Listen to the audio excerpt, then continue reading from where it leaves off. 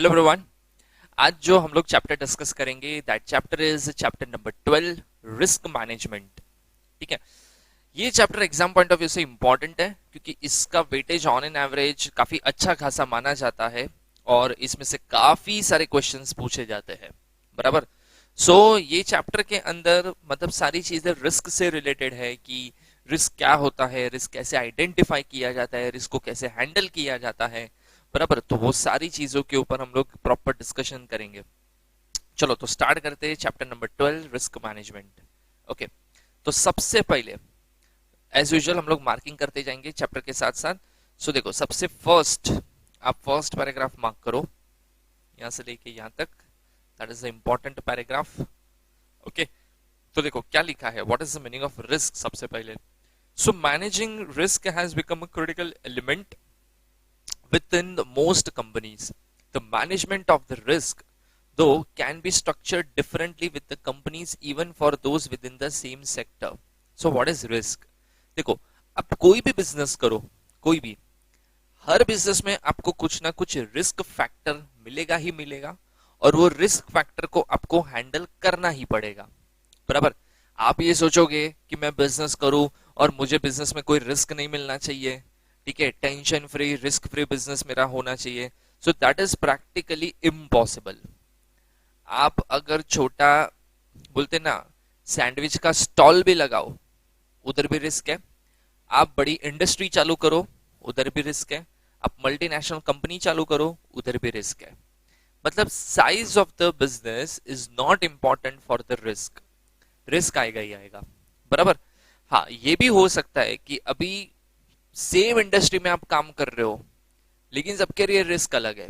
जैसे अगर automobile company की अगर मैं बात करूं तो मारुति सुजुकी एक अलग टाइप का रिस्क फेस करता होगा और बीएमडब्ल्यू मर्सिडीज एक अलग टाइप का रिस्क फेस करता होगा, जबकि they both are involve in same industry, they both are involve in automobile industry, but still risk अलग अलग हो सकता है दोनों के लिए। बराबर। तो अभी मैं जो ये बोल रहा हूँ ना, रिस्क हो सकता है, रिस्क है, बिजनेस करोगे तो रिस्क आएगा। What is the meaning of risk? Risk है क्या?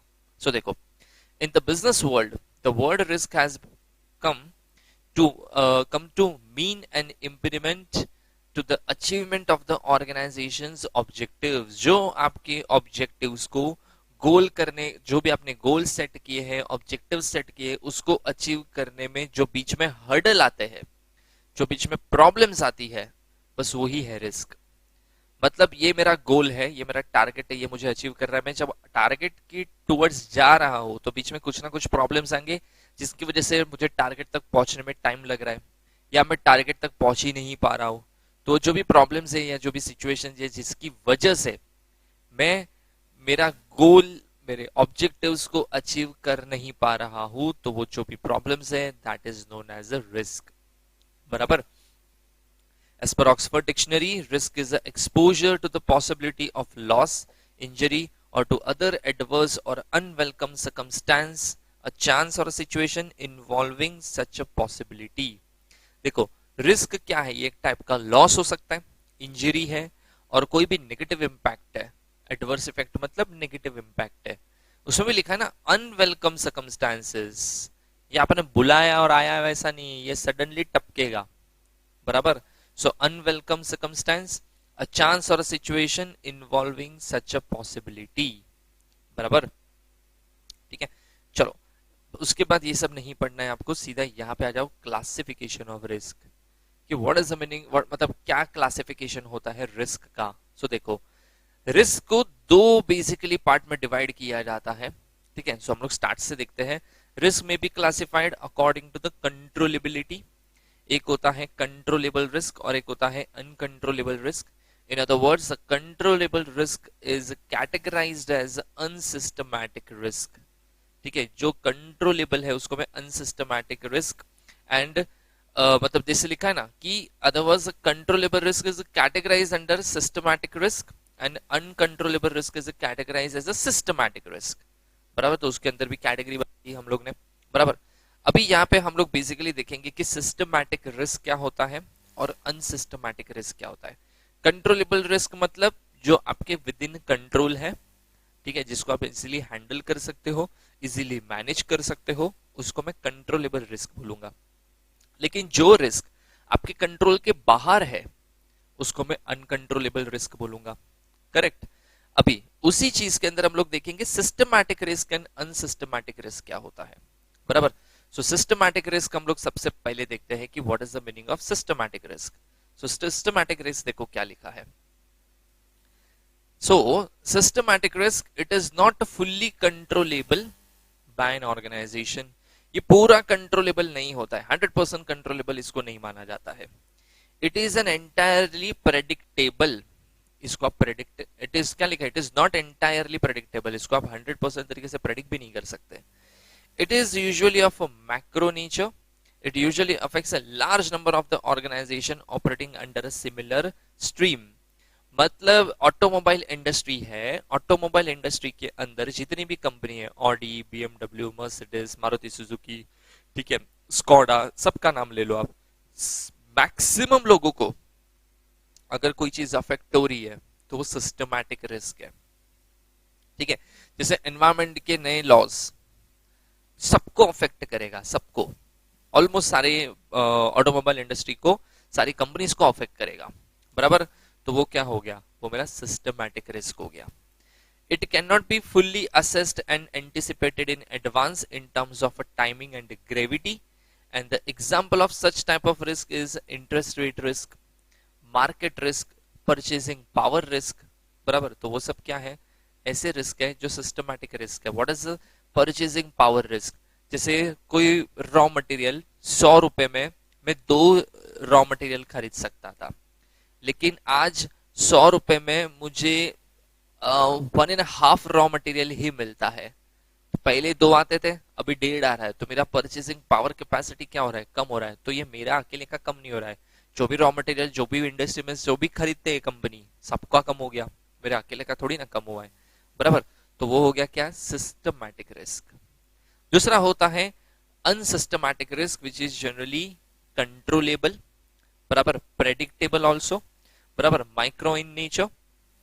It is, if not managed, it directly affects the individual organization first, and it can be usually assessed well in advance with a reasonable effort, and risk mitigation can be planned with proper understanding and risk assessment technique. The example of such risk are compliance risk, credit risk, operational risk। बराबर। तो वो obviously बोलते ना predictable है। अभी जैसे समझो मैं कोई ऑटोमोबाइल कंपनी का ओनर हूँ, मैं मेरी ऑटोमोबाइल कंपनी अच्छे से चला रहा हूँ, लेकिन उसमें जो मैन्युफैक्चरिंग प्रोसेस है, वो ऑपरेशन जो हम लोग कर रहे हैं, वो कुछ ढंग के नहीं है, कुछ लेवल में हम लोग प्रॉब्लम क्रिएट कर रहे हैं, या कहीं ना कहीं हम लोग कुछ गलती कर रहे हैं। तो ये खाली मुझे अकेले को अफेक्ट करेगा, पूरी इंडस्ट्री को अफेक्ट नहीं करेगा, ये मुझे अकेले को अफेक्ट कर रहा है। ठीक है। और जब मैं कर रहा था तो मुझे पता है ना कि ये गलत हो रहा है, फिर भी मैंने उसको इग्नोर किया, ध्यान नहीं दिया, या उसको लीस्ट कंसिडर किया, तो ये प्रेडिक्टेबल भी है, बट प्रॉब्लम इज आप ध्यान नहीं दे रहे हो। बराबर। लिखा है ना फर्स्ट लाइन में, यूजुअली कंट्रोलेबल, आप चाहो तो इसको आराम से कंट्रोल कर सकते हो, बट आपके अंदर ड्रामा, नखरे, चर्बी बोल दो, वो है जिसकी वजह से आप उसको कंट्रोल नहीं कर रहे हो। बराबर। तो ये एटीट्यूड की वजह से भी आपकी बिजनेस की बैंड बच सकती है। चलो नेक्स्ट देखते हैं, types of risk on the basis of impact on finance. तो देखो, 2 रिस्क हम लोग अभी यहाँ पे देखेंगे, एक होता है फाइनेंशियल रिस्क और एक होता है नॉन फाइनेंशियल रिस्क। देखो, the risk which has become which have some direct impact on entity is treated as a financial risk. अगर कोई ऐसा रिस्क जो आपकी फाइनेंशियल पोजीशन को हिला के रख दे, डायरेक्ट इम्पैक्ट करे आपकी फाइनेंशियल पोजीशन को, बराबर, तो वो कौन सा रिस्क हो गया, फाइनेंशियल रिस्क हो गया। जैसे market risk, credit risk, liquidity risk, operational risk, legal risk, country risk, ये सारे रिस्क कैसे हैं, जो डायरेक्टली आपकी फाइनेंशियल कंडीशन खराब कर सकता है, डायरेक्टली आपकी फाइनेंशियल पोजीशन के ऊपर इम्पैक्ट कर सकता है, तो उसको मैं बोलूंगा फाइनेंशियल रिस्क। बराबर। The following charts depicts some of the various type of the financial risk, आगे वो हम लोग डिस्कस करेंगे। पहले हम लोग देखते हैं नॉन फाइनेंशियल रिस्क क्या है। सो देखो, this type of risk do not usually have a direct and immediate financial impact on the business, but the consequences are very serious and later to have a significant financial impact if these risks are not controlled at the initial stage. देखो एक बहुत simple सी चीज है, क्या लिखा है, इसका कोई डायरेक्ट फाइनेंशियल इम्पैक्ट नहीं है, बराबर। जैसे फाइनेंशियल रिस्क कैसा होता है, सीधा हिट किधर करता है, आपकी फाइनेंशियल स्ट्रेंथ के ऊपर, ठीक है। नॉन फाइनेंशियल रिस्क कैसा होता है, नॉन फाइनेंशियल रिस्क क्या होता है, ये कोई दूसरी चीज के ऊपर इम्पैक्ट करता है, नेगेटिव इम्पैक्ट, लेकिन उसके कंसिक्वेंसेस या after certain period of time आपको कहीं ना कहीं फाइनेंस में भी प्रॉब्लम उसके दिखेंगे, ठीक है। तो डायरेक्ट इंपैक्ट नहीं है, but indirect impact certain point के बाद वो इंपैक्ट आपको फाइनेंस के ऊपर दिखना चालू हुआ, ठीक है। तो ऐसे रिस्क को मैं क्या बोलेगा, उसको मैं बोलूंगा नॉन फाइनेंशियल रिस्क। क्या बोलूंगा उसको मैं, नॉन फाइनेंशियल रिस्क। जैसे देखो दिस टाइप ऑफ रिस्क में include business risk, strategic risk, service risk, strategic risk, compliance risk, industry fraud risk, reputation risk, transaction risk and disaster risk. जैसे देखो reputation risk, आप अपनी रेपुटेशन समझो आपकी market में थोड़ी नेगेटिव हो रही है, बराबर, तो इमीडिएटली आपको फाइनेंशियल लॉस होना चालू हो जाएगा, ऐसा नहीं होएगा। पहले आपकी गुडविल खराब होगी, बराबर, कस्टमर का फेथ आपके ऊपर से उठ जाएगा, ठीक है, कस्टमर आपके प्रोडक्ट खरीदेंगे नहीं, हो सकता है ये, बराबर। उसके बाद धीरे धीरे करके आपका मार्केट में जो सेल होता था वो कम होना चालू हो गया, फिर आपको रियलाइज होगा कि सेल कम हुआ तो प्रॉफिट कम हुआ। अब प्रॉफिट कम हुआ तो क्या हो रहा है, आपका फाइनेंशियल रिस्क क्रिएट हो रहा है ना अभी, बट डायरेक्ट फाइनेंस पे हार्म नहीं हुआ, धीरे धीरे ये एक स्लो पॉइजन के जैसा काम करेगा, आएगा फाइनेंस के ऊपर भी इंपैक्ट पड़ेगा, ये तो कंफर्म है, लेकिन डायरेक्टली नहीं पड़ता है, हमेशा इनडायरेक्ट तरीके से आता है, ठीक है। चलो moving on to the next topic. Next topic आता है हमारा टाइप्स ऑफ फाइनेंशियल रिस्क। अभी जैसे हम लोग ने दो रिस्क डिस्कस किए, एक होता है फाइनेंशियल रिस्क और दूसरा होता है non financial risk. Financial risk क्या देखा कि डायरेक्ट फाइनेंस के ऊपर, फाइनेंशियल कंडीशन के ऊपर इंपैक्ट। नॉन फाइनेंशियल रिस्क क्या होता है कि डायरेक्ट इंपैक्ट नहीं पड़ता है, but after certain period of time आप कहीं ना कहीं फाइनेंशियल इंपैक्ट है ये फील करते हो कि हाँ इसकी वजह से फाइनेंस की भी बैंड बच गई, बराबर, तो वो नॉन फाइनेंशियल रिस्क हो गया। अभी इसमें टाइप्स देखते हैं। सबसे पहला आता है मार्केट रिस्क, तो उसके अंदर भी बहुत सारे पार्ट्स होते हैं, जो जैसे देखो this type of risk is associated with the market ups and downs. It refers to the risk of loss arising from the change volatility in the market prices or the economic value, which are the deciding factors for the pricing of the product financial asset. The market risk may be absolute when it can be measured in rupee, and relative risk relatively to benchmark index. Hence the market risk may be defined as the risk to a firm due to the adverse changes in the interest rate, currency rates, equity price and commodity prices. देखो share market up and down होता है तो उसकी वजह से भी risk होता है, तो उसको हम लोग क्या बोलते हैं, मार्केट रिस्क। लेकिन इसके साथ साथ बहुत सारी चीजों के ऊपर इंपैक्ट पड़ता है, जैसे एक होता है इंटरेस्ट रेट रिस्क। सो जैसे देखो the financial assets which are connected with the interest factors such as bonds, debentures faces the rate risk. For example, the interest rate risk adversely affects the value of the fixed income securities. Any increase in the interest reduces the price of the bond and debt instrument in the debt market and vice versa. So it can be said that the changes in the interest rate have an inverse relationship with the price of the bonds. जो भी interest rate होता है उसमें changes आएगा तो वो भी एक type का बहुत बड़ा risk होता है, ठीक है। दूसरा होता है currency risk. The volatility in the currency rates is called the currency risk. जैसे डॉलर रुपी का changes, ठीक है, डॉलर बढ़ते ही जा रहा है, ठीक है, $1 इज इक्वल टू जो रुपीज है वो 70, 80, 90 इंक्रीज ही होते जा रहा है, तो वो क्या हो गया, वो मेरा करेंसी रिस्क हो गया। These risks affect the firms which have the international operations of the business, and the quantum of the risk depends on the nature and extent of transaction with the external market, बराबर। Third होता है हमारा equity risk. So it means the depreciation in one's investment due to the changes in the market index. For example, in the context of the securities, beta of the stock tells us the market risk of that stock and associated with the day-to-day fluctuation in the market. Equity price, equity shares के जो भी prices daily fluctuating होते रहते हैं उसकी वजह से जो risk आप face करते हो that is known as a equity risk. और एक होता है लास्ट वाला, that is commodity risk. So what is commodity risk? This type of risk is associated with the absolute change in the price of the commodity, metal, gold, platinum. ठीक है?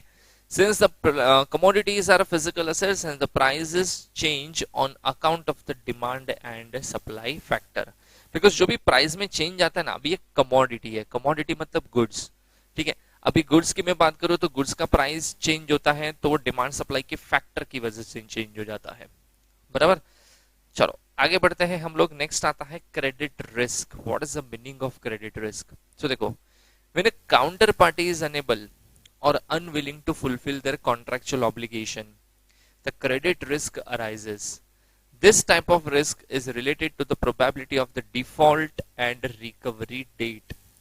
अगर आपने किसी को कोई पैसा दिया है या कुछ आपको कहीं से पैसा लेना है और वो पर्सन आपको पैसा नहीं देता है, डीले हो रहा है, जो रिकवरी डेट आपको दी गई थी उससे लेट आपको पेमेंट मिल रहा है, तो आपका क्या हो गया? Credit risk. आपने उसको उधारी पे पैसा दिया था, ठीक है, या उधारी पे गुड्स दिए थे, लेकिन आप जब पैसा रिकवरी का टाइम आ रहा है तो आप अपना ही पैसा टाइम पे रिकवर नहीं कर पा रहे हो।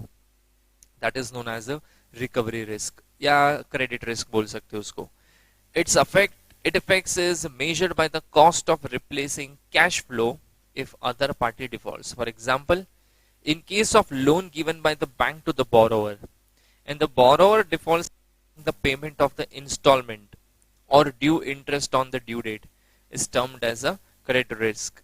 मैंने लोन रीपे नहीं किया, टाइम पे रीपे नहीं किया, फुल अमाउंट पे किया, इंटरेस्ट पे नहीं किया, या इंस्टॉलमेंट टाइम पे नहीं भरा, डिले कर रहा हूं, तो मेरी वजह से बैंक को कहीं ना कहीं कैश अरेंजमेंट करने पड़ रहे हैं, क्योंकि वो क्या सोच के बैठा था कि ये डेट पे ये भाई साहब से इतना पैसा तो आ ही जाएगा, लेकिन अब नहीं आया तो उतना पैसा उनको शॉर्ट पड़ गया।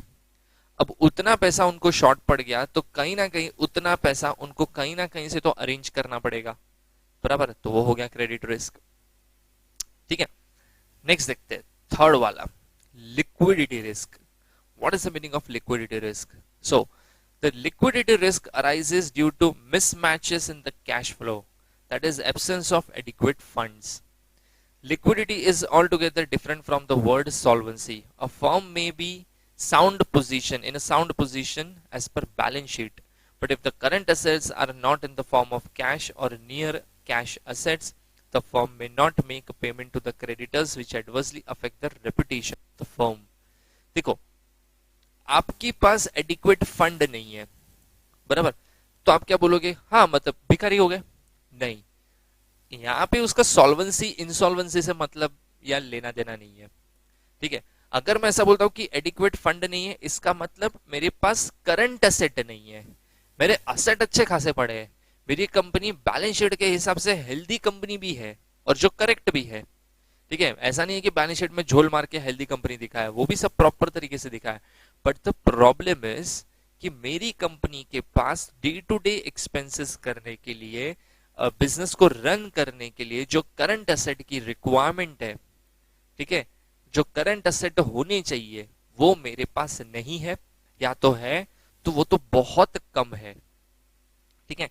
तो उसकी वजह से मुझे डेफिनेटली पेमेंट करने में प्रॉब्लम आएगी, और पेमेंट में टाइम पे नहीं करूंगा तो कहीं ना कहीं लोग मुझे क्या बोलेंगे, ये बोलता है लेकिन टाइम पे इसका पेमेंट नहीं आता है, तो कहीं ना कहीं मेरी रेपुटेशन खराब हो रही है, ठीक है। So the liquidity risk may be of two types, trading risk and funding risk. तो ट्रेडिंग रिस्क देखते हैं। It may mean the absence of the liquidity और इनफ प्रोडक्ट और securities etcetera to actually undertake buy and sell activities. For example, in the context of securities trading, inability to enter into derivative transaction with the counterparties or make sales or purchase of securities. बराबर? तो ये कौन सा हो गया? ये आपका trading risk हो गया। देखो क्या लिखा है, absence of the liquidity or enough product or securities etc. to actually undertake buy and sell activities. ये करने के लिए आपके पास पैसा नहीं है। And funding risk, it refers to the inability to meet the obligations, inability to manage the funds by either borrowing or a sale of assets, securities. It arises where the balance sheet of a firm contains illiquid financial assets which cannot be turned into cash with in a very short time. बराबर, आपके पास cash ऐसे नहीं है, या तो ऐसे कोई assets भी नहीं है जिसको आप इजीली कन्वर्ट कर सकते हो इन कैश, जिसकी वजह से क्या होता है, आपका मैनेज करना डिफिकल्ट हो रहा है, फंडिंग को हैंडल करना डिफिकल्ट हो रहा है, इमीडिएट जो ऑब्लिगेशंस है आपके पेमेंट के वो आप नहीं कर पा रहे हो। तो वो कौन सा रिस्क हो गया मेरा, वो मेरा रिस्क हो गया फंडिंग रिस्क। उसको क्या बोलूंगा मैं, फंडिंग रिस्क बोलूंगा। ठीक है, चलो आगे देखते हैं। नेक्स्ट हम लोग देखते हैं ऑपरेशनल या तो मैनेजमेंट रिस्क। ठीक है, जैसे देखो, it arises due to the inadequate system, system capacities, system failure, and obsolescence risk, management failure on account of coordination, faulty control और human error। मतलब आपके पास सिस्टम प्रॉपर नहीं है, सिस्टम बार बार फेलियर हो रहा है, ठीक है, ऐसी कोई भी प्रॉब्लम्स है, या कोऑर्डिनेशन प्रॉपर नहीं है जिसकी वजह से कुछ ना कुछ एरर होता है, जिसकी वजह से कोई लॉस इनकर हो जाता है आपको, तो वो सब क्या है मेरा ऑपरेशनल रिस्क बोलूं या मैनेजमेंट रिस्क बोलूं उसको। ठीक है, some best practices against the operational risk includes clear segregation of the responsibilities with strong internal control and regular contingencies planning, ये होना चाहिए। बराबर, in the rapid change world, obsolescence risk is okay, next आता है obsolescence risk, that is fast emerging, and unless the companies are able to cope up with this timely, the impact will be quite heavy and may lead to closure of the unit. Nokia is the latest example on this। जैसे fast changing world है, आप fast changing world को adopt नहीं कर रहे हो, वो changes को अडॉप्ट नहीं कर रहे हो, तो क्या हो जाएगा, तो आप कंपटीशन से बाहर हो जाओगे। जैसे नोकिया का एग्जांपल क्यों लिखा है, बिकॉज जब मार्केट में एंड्रॉइड फोन्स आने स्टार्ट हुए, तो before just before that Nokia was the leader. Correct, Nokia के ही फोन चलते थे पूरी, मतलब इंडिया में तो मैंने यही देखा है। बराबर, लेकिन अभी नोकिया ने क्या किया कि वो लोग ने नोकिया स्टोर को पकड़ के रखा, उन्होंने वो इस स्टोर में अडॉप्ट नहीं किया, और उन्होंने क्या सोचा कि भले दुनिया करती है करने दो, हम लोग अपनी यूनिक चीज को पकड़ के रखेंगे। अपनी चेंजिंग जो हो रहा है, चेंजेस जो हो रहा है वर्ल्ड में, और लोग जिसको अडॉप्ट कर रहे हैं, अब उसको अडॉप्ट नहीं कर रहे हो, ठीक है, और आप अपनी ही चीज को पकड़ के बैठे हो। ऐसी सिचुएशन के अंदर आज जो नोकिया की बैंड बज गई, वो कौन सा रिस्क है, तो वो है ऑब्सोलेसेंस रिस्क। बराबर, ऑब्वियसली आपको करंट वर्ल्ड, करंट मार्केट में जो ट्रेंड, टेक्नोलॉजी, ये सब चीजें चल रही है, उसके साथ मैच करना पड़ेगा, उसके साथ कोप अप करना पड़ेगा, नहीं तो आप रह जाओगे पीछे। अभी जैसे देखो, पुराने जमाने के कैसे मोबाइल आते थे और आजकल के स्मार्टफोन्स देखो। बराबर, तो पुराने जमाने के फोन आते थे, समझो आज मैं वही बना के मार्केट में बेचूं एकदम चीप प्राइस पे, still no one is going to purchase that, क्योंकि उतने प्राइस में अच्छी क्वालिटी के स्मार्टफोन अगर मिलते हैं तो कोई क्यों वो सब फोन खरीदे जो मैं बेच रहा हूँ। तो मुझे भी टाइम के साथ, सिचुएशन के साथ, टेक्नोलॉजी के साथ चेंज होना पड़ेगा, नहीं तो मैं बाहर रह जाऊंगा कंपटीशन से। ठीक है, चलो उसके बाद देखते हैं हम लोग, नेक्स्ट आता है हमारा, एक मिनट, हाँ, ओके, नेक्स्ट आता है हमारा legal risk. What is the meaning of legal risk? So this risk arises when the counter party doesn't have the legal or regulatory authority to engage in the transactions. It also includes the compliance and regulatory risk like insider trading, market manipulations, default and mismanagement of the legal affairs, etc.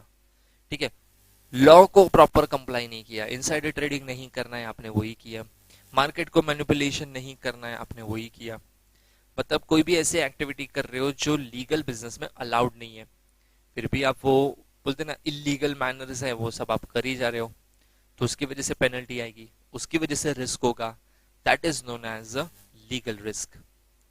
बराबर, then आता है political risk, that is also known as a country risk. So political risk may be on account of declaration of the election in the territory area, specific risk and political uncertainty. The country risk arises where the firm have its business operation abroad. The risk may arise due to outbreak of war between the countries, imposition of the ban on the business transaction of a particular commodity. These can also be existing risks due to the country's legal or political structure which drives other institution like judiciary, legislative and general environment for the business.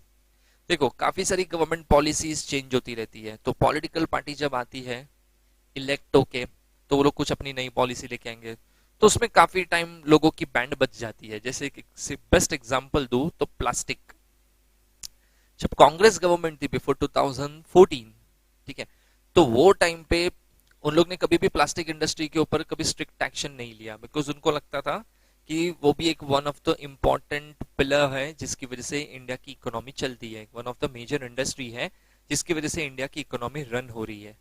2014 में जब BJP government form हुई, तो उन्होंने plastic के काफी सारे business को restrict कर दिया, काफी सारे बिजनेस प्लास्टिक में, तो उन्होंने काफी सारे प्रोडक्ट्स बैन कर दिए। वो सिंगल यूज प्लास्टिक तो 6 टाइप के उन्होंने बैन कर दिए, बराबर। 2022 तक तो प्लास्टिक फ्री इंडिया बनाने का ड्रीम उन्होंने अनाउंस कर दिया।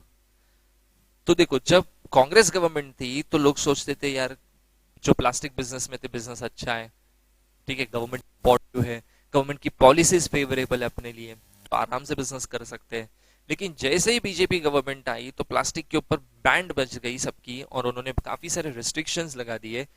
तो लोग क्या सोचते हैं कि यार बीजेपी की वजह से प्लास्टिक इंडस्ट्री खत्म हो गई। तो देखो अगर समझो मेरा प्लास्टिक बिजनेस होता था तो मेरे लिए गोल्डन पीरियड क्या था, बिफोर 2014, और ग्रहण कब लग गया मेरे बिजनेस पे, आफ्टर 2014, बराबर। ठीक है, लोग ये नहीं देखते हैं कि जो गवर्नमेंट कर रहा है अच्छा है बुरा है, ठीक है, वो नहीं देखते हैं। अब मैं ऐसा बोलूं कि प्लास्टिक बैन एक्चुअली बहुत जरूरत थी, तो लोगों को क्या लगेगा, हाँ आप तो बोलोगे आपका कौन सा प्लास्टिक का बिजनेस है, जिसका बिजनेस है ना उसको पूछो क्या लगी उनकी, करेक्ट, ऑब्वियसली वो भी करेक्ट पॉइंट ऑफ व्यू है।